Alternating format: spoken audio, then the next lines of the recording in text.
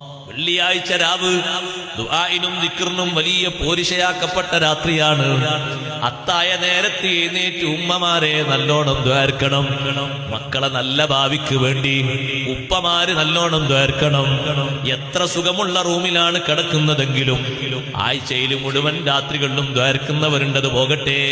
ഒരു വെള്ളിയാഴ്ച രാത്രിയെങ്കിലും സുബ്ഹിന്റെ മുമ്പ് എഴുന്നേറ്റ് ഒരു 10-15 മിനിറ്റ് സമയമേ നമുക്ക് വേണ്ടി വരുന്നുള്ളൂ.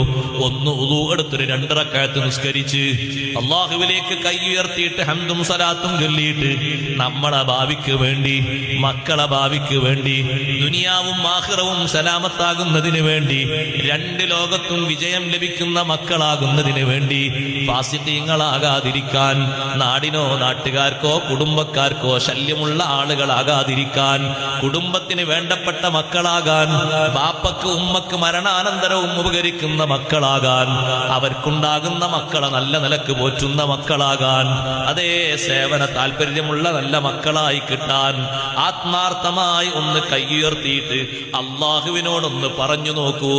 ഒരിക്കലും റബ്ബ് സുബ്ഹാനഹു വ തആല ആ ദുആ തള്ളിക്കളയൂല.